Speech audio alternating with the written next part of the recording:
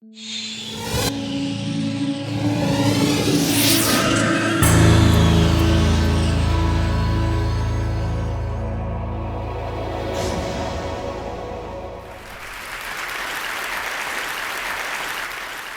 need to make a confession at the outset here.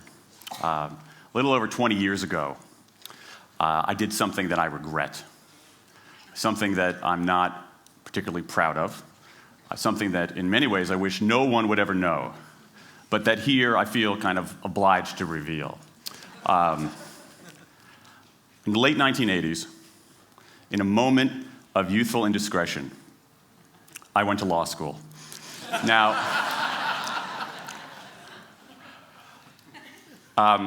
in America, law is a professional degree. You get your university degree, then you go on to law school. And when I got to law school, I didn't do very well.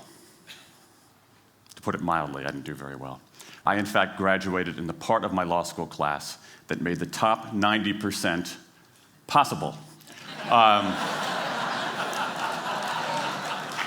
Thank you. I never practiced law a day in my life. I pretty much wasn't allowed to. But today, against my better judgment, against the advice of my own wife, I want to try to dust off some of those legal skills, what's left of those legal skills. I don't want to tell you a story. I want to make a case. I want to make a hard-headed, evidence-based, dare I say lawyerly case for rethinking how we run our businesses.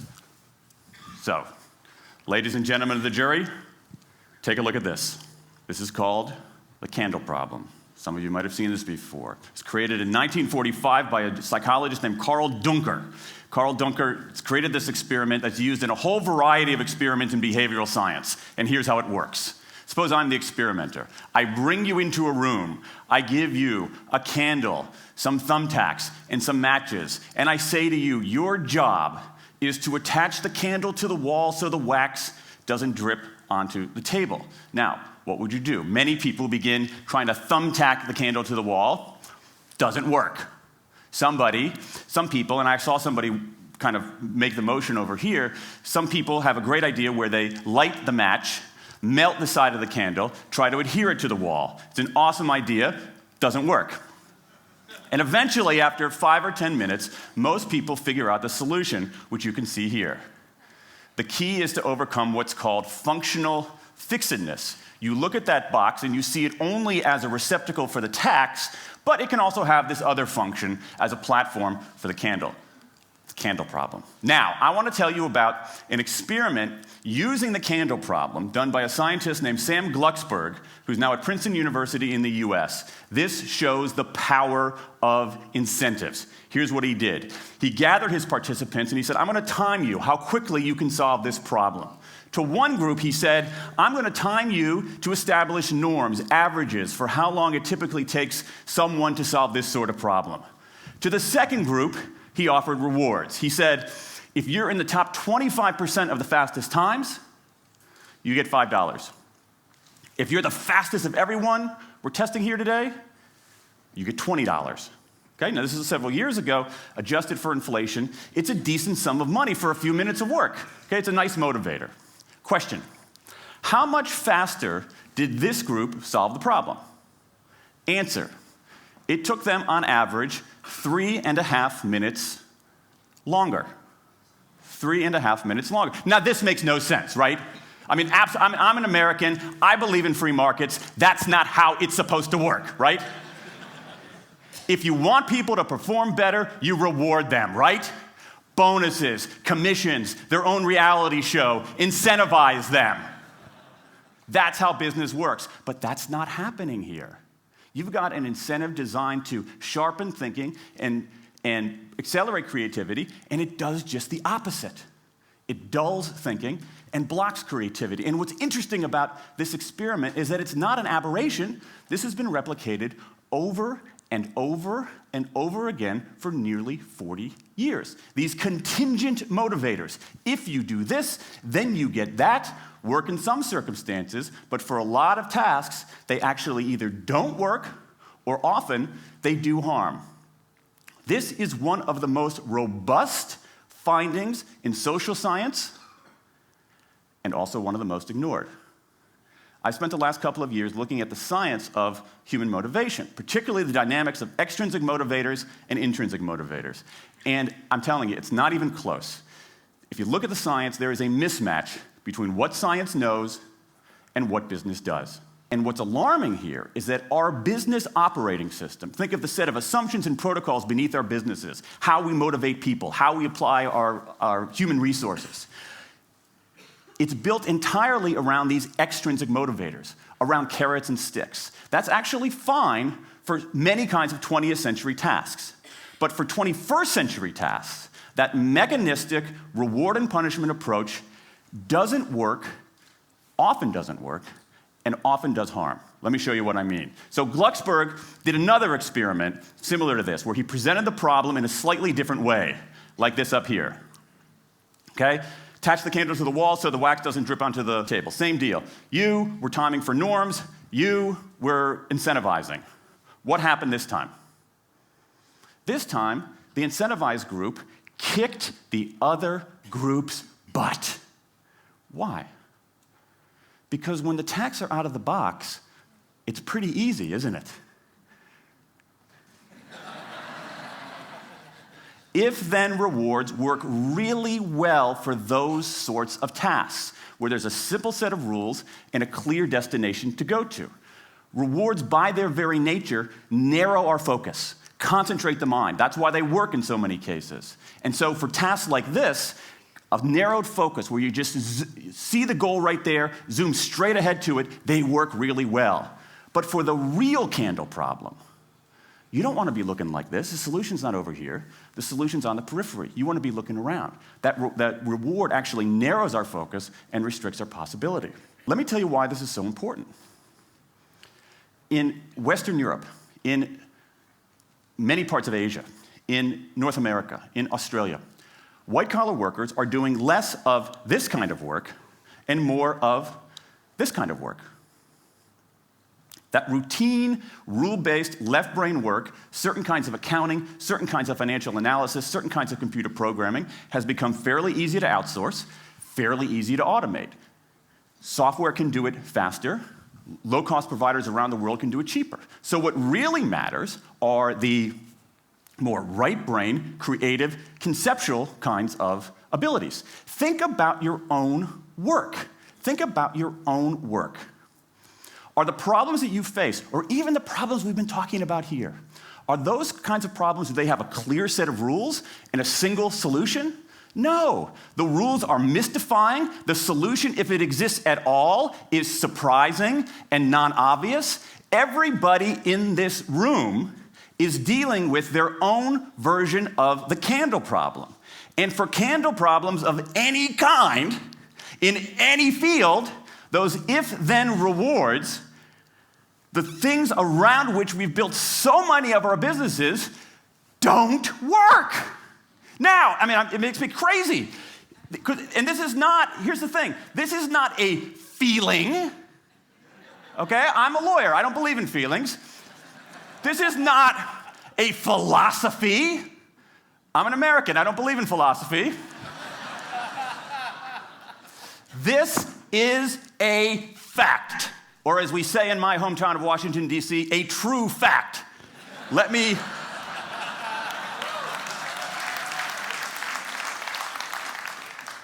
give you an example of what I mean. Let me marshal the evidence here, because I'm not telling you a story, I'm making a case, ladies and gentlemen of the jury. Some evidence. Dan Ariely, one of the great economists of our time, he and 3 colleagues did a study of some MIT students. They gave these MIT students a bunch of games that involved creativity and motor skills and concentration. And they offered them for performance 3 levels of rewards.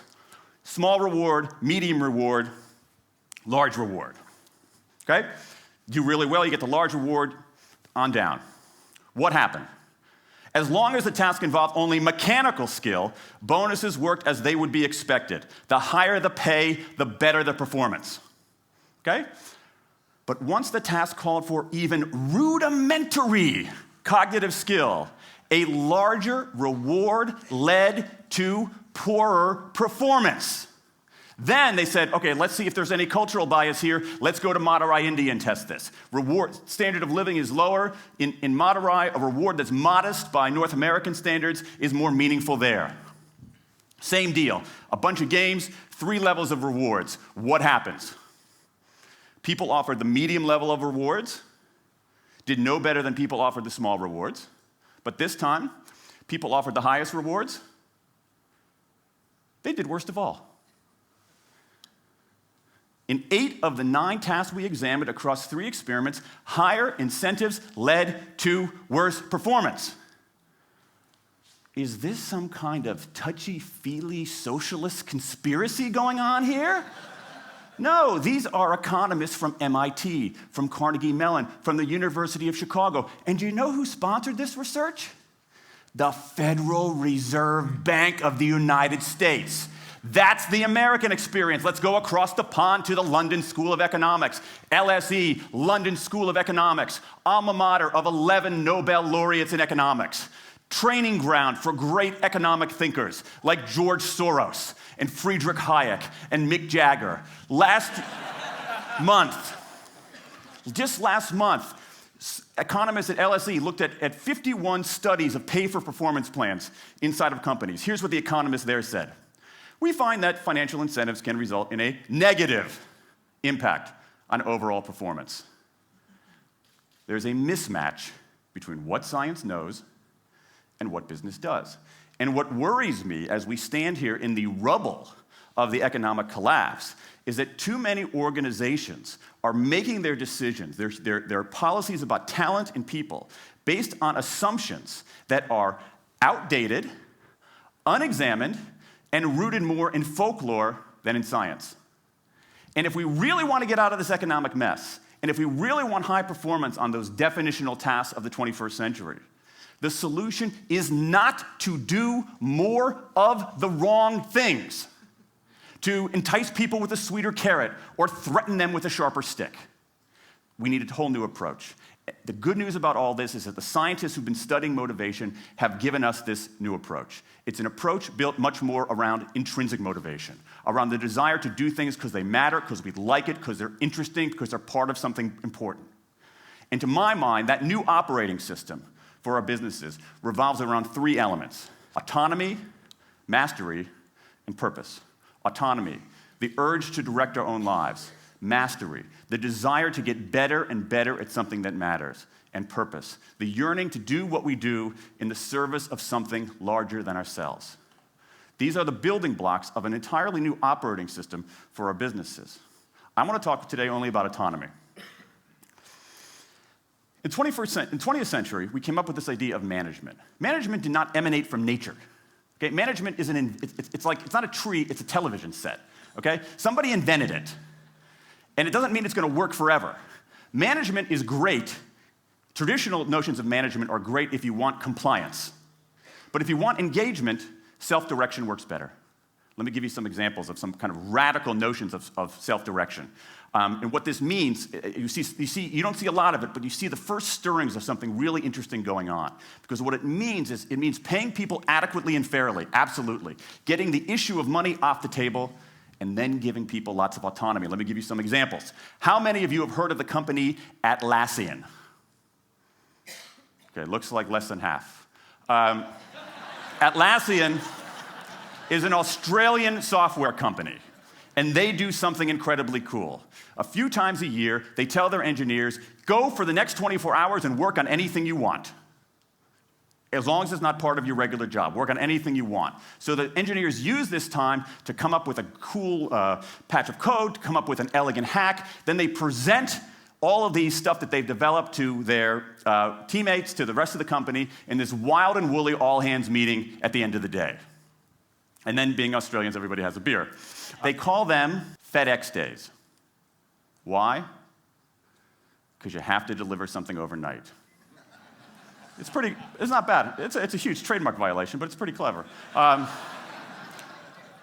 one day of intense autonomy has produced a whole array of software fixes that might never have existed. And it's worked so well that Atlassian has taken it to the next level with 20% time, done famously at Google, where engineers can spend 20% of their time working on anything they want. They have autonomy over their time, their task, their team, their technique. Okay? Radical amounts of autonomy. And at Google, as many of you know, about half of the new products in a typical year are birthed during that 20% time. Things like Gmail, Orchid, Google News. Let me give you an even more radical example of it. Something called the results-only work environment, the ROW, created by 2 American consultants in place at about a dozen companies around North America. In a row, people don't have schedules.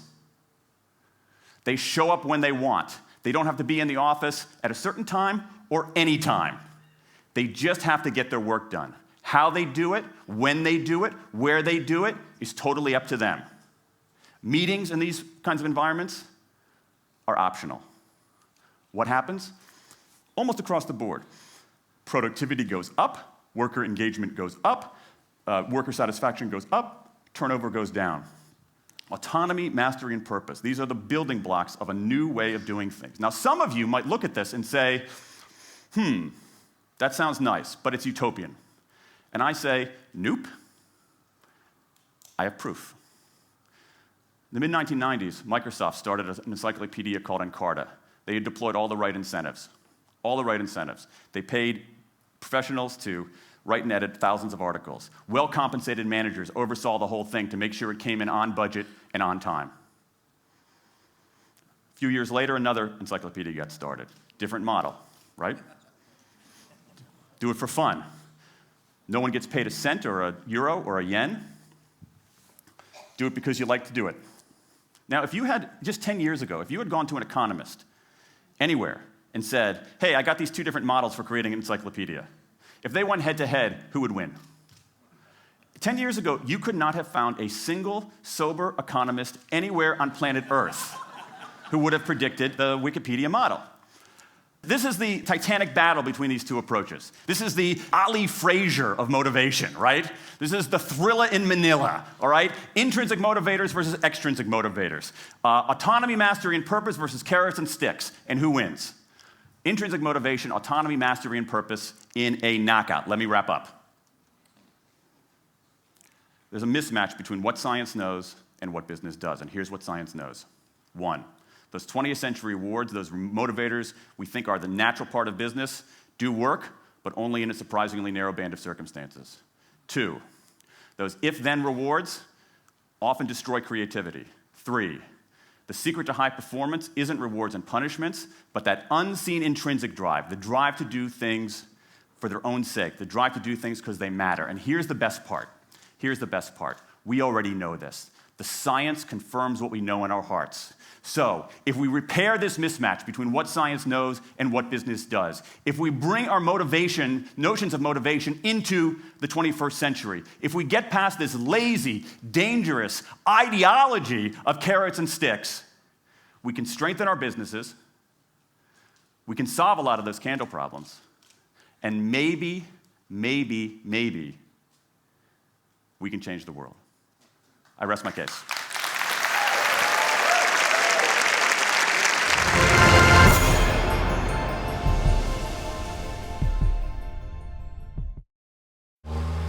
Traffic is a global epidemic. US traffic is creating 45% of the world's air pollution. In the UK, time wasted in traffic costs $20 billion a year. Would you pay for cleaner air and a faster commute? Stockholm put it to a vote. I voted for it, yes. I voted for it. I vote for it. We're not old enough to vote. Vote. We had to do something in Stockholm to improve the environment and to get a better flow in the traffic. We put a price on taking your car into the central parts of Stockholm, and we call that congestion charges. If you start a system like this and it doesn't work on the first day, then you will be in big trouble. It must be perfect from day one. There are 18 entry gates to the city.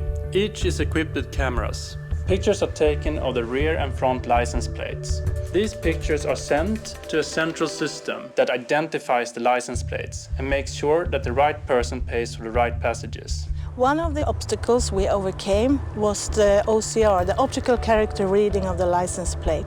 We went out to IBM's global organization and the R&D centers and find a very good software we could use, and we managed to implement it in 2 months' time. This is the heart of the system where all images and passages are being processed. Over 99% of all pictures are correctly identified.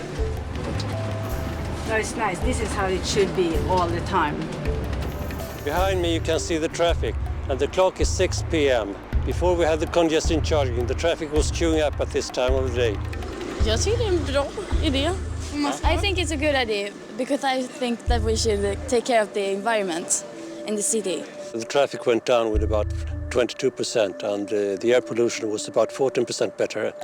It's a huge international interest from different parts of the world, from the United States, from Latin America, from China, and it's really a pleasure to tell people not what we are planning to do, but what we actually have done in Stockholm. I voted for it, yes I did. Not my husband, so but I did. I think he is not thinking like me for the future.